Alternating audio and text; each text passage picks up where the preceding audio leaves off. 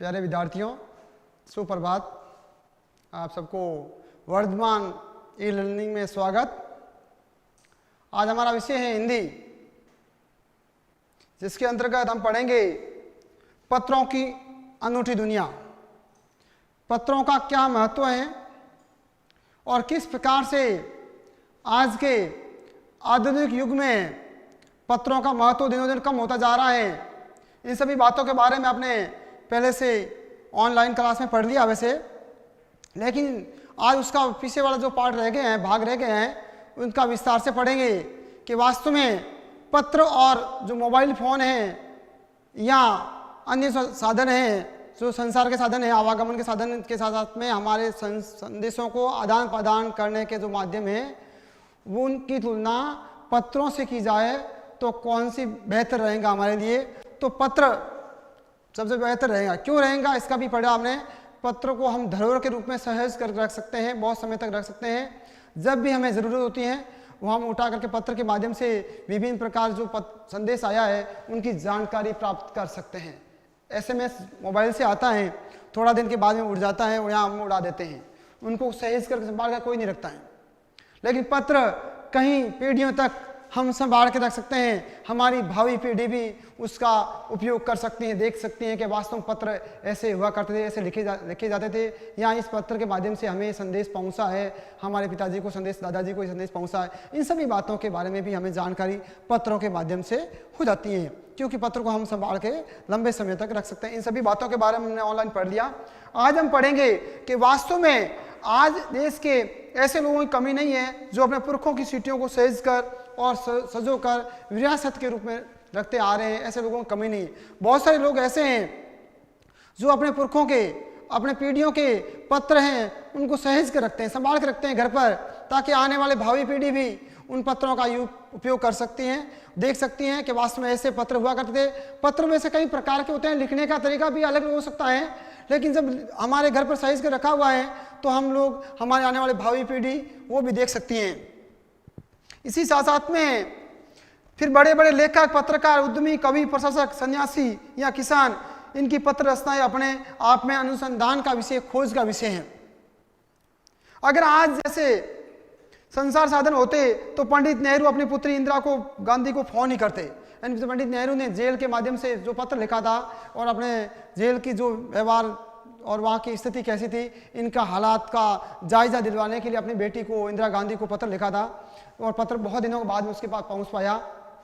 यदि आज जैसे मोबाइल वगैरह होते तो पत्र लिखने की जरूरत नहीं रहती, सीधा फ़ोन ही करते। आज हम देख रहे हैं, वास्तव में पहले एक समय था लोग इंतज़ार किया करते थे कि पत्र कब आएगा, क्यों समाचार आते नहीं थे, दूर दूर लोग जाते थे कुछ धंधा धंधे के लिए या नौकरी पैसे के लिए बाहर जाते थे।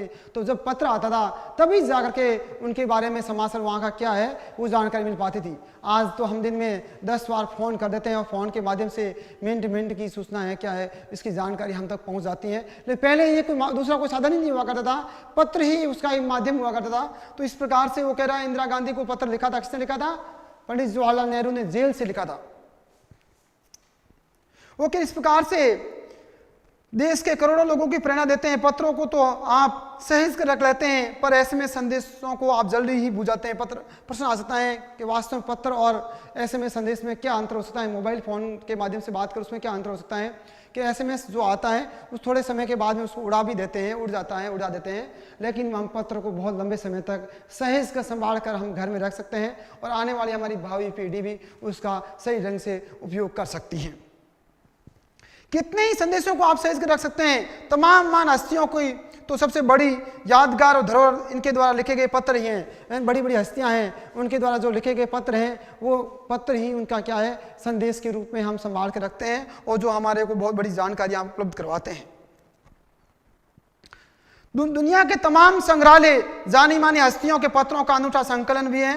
तमाम पत्र देश काल और समाज को जानने समझने की असली पैमाना है। समाज को, देश काल को जानने का असली जो हमारा पैमाना है वो एकमात्र क्या है? पत्र है। पत्र के माध्यम से हम इसके बारे में विस्तार से जानकारी प्राप्त कर सकते हैं। भारत में आज़ादी के पहले महासंग्राम के दिनों में भी जो कुछ अंग्रेज अफसरों ने अपने परिवारजनों को पत्र के लिखे, वे आगे चलकर बहुत महत्व के पुस्तक बन गई। जब हमारा महासंग्राम चल रहा था, युद्ध चल रहा था, विश्व युद्ध हो रहा था, उसमें भी हमारे ऊपर जो अंग्रेजों का हम गुलाम थे, उन्होंने बहुत सारे उसमें पत्र लिखे थे। वो पत्र भी धीरे धीरे आगे बढ़े, बहुत बड़ी क्या बन गई, पुस्तकों के रूप में बन करके रह गई, जो हमारे को आज भी पढ़ने को मिलती है। इन पत्रों में साबित किया कि ये संग्राम कितनी जमीनी मजबूती लिए होता है। यानी वास्तव में जो विश्व युद्ध हुआ था वो कितना मजबूती से, कितना नुकसान हुआ, विश्व के अंदर जो विभिन्न देश हैं उन देशों को आपस में कितना नुकसान हुआ, इन सभी बातों के बारे में जानकारी हम इन पत्रों के माध्यम से भी प्राप्त कर सकते हैं, जो पुराने लोगों ने हमारे लिए संभाल के रखे हैं, सहेज के रखे हैं। वही महात्मा गांधी के पास दुनिया भर के तमाम पत्र केवल महात्मा गांधी इंडिया लिख करके आया करते थे। ऐसा क्यों हुआ करता था?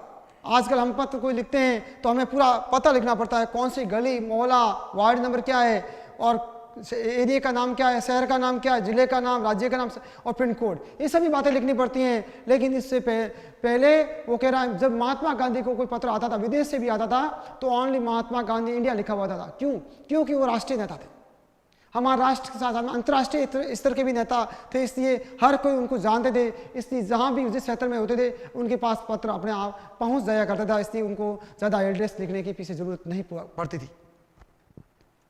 आज़ादी के आंदोलन में कई अन्य दिग्गज हस्तियों के साथ भी ऐसा ही हुआ करता था। वो दिग्गज हस्तियाँ थी, उनके लिए किसी प्रकार से पूरा पता वगैरह, एड्रेस वगैरह लिखने की जरूरत नहीं हुआ करती थी, उनके नाम से अपने आप उनके पास पत्र पहुँच जाया करते थे। दुनिया की बड़ी संख्या में पत्र पहुंचते थे, पर पत्रों का जवाब देने के लिए मामले उनकी कोई जोड़ नहीं कर सकता है। वास्तव में महात्मा गांधी थे, जो पत्र आ जाया तो उसका जवाब सारी रात का 1 बजे 2 बजे उसकी उनको कोई चिंता नहीं थी, बट उसको जवाब तो देना ही देना, उनको जवाब उनका देना ही देना, उसी दिन लगभग जवाब दे ही देते थे।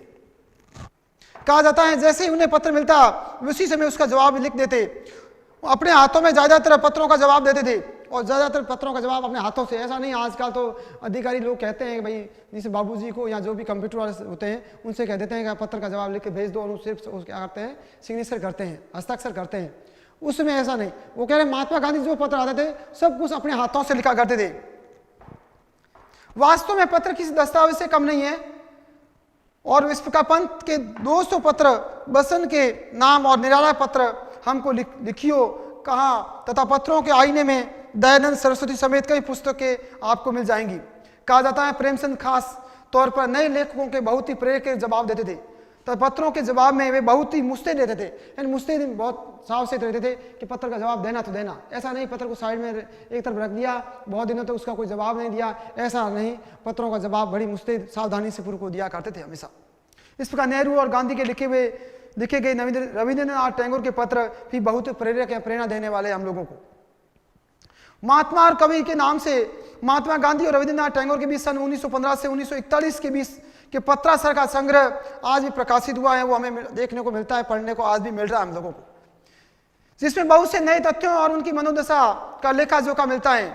पत्र व्यवहार की परंपरा भारत में बहुत पुरानी है। प्रश्न आता है पत्र व्यवहार की जो परंपरा है भारत में कब से है, तो बहुत पुरानी है। देश हमारा आज़ाद हुआ उससे पहले की है, लेकिन वास्तविक रूप इसका पत्र लिखने के व्यवहार की जो प्रथा है और सही व्यवस्थित रूप से पत्र लिखने की कार्यक्रम है वो देश आज़ाद होने के बाद में शुरू हुआ।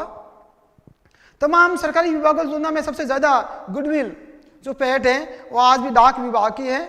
इसकी खास वजह यह है कि ये लोगों को जोड़ने का काम करता है। पत्र क्या करता है, लोगों को आपस में विछेड़ने का काम नहीं करता, अलग करने का काम नहीं करता है, बल्कि इनको आपस में जोड़ने का काम किया करता है। घर घर तक इसकी पहुंच है। संसार के तमाम उन्नत साधनों के बाद भी चिट्ठी पत्रों की हैसियत बरकरार है। आज भी हम देखते हैं इतने उन्नत साधन हो गए हैं, फिर भी पत्र का अपना अलग ही महत्व है और उसको सहेज के रखना पड़ता है और लिखना भी पड़ता है, जरूरी काम काज होता है। आज भी हम सरकारी कोई कागजात होता है उसका जवाब देना तो फोन के माध्यम से दिया हुआ मान्य नहीं होगा, पत्र के माध्यम से दिया हुआ ही मान्य होगा, क्योंकि पत्र का बहुत बड़ा महत्व होता है और जवाब होता है। वास्तव पत्र आया और सहेज के रख सकते हैं अपने फाइल के अंदर वो लोग।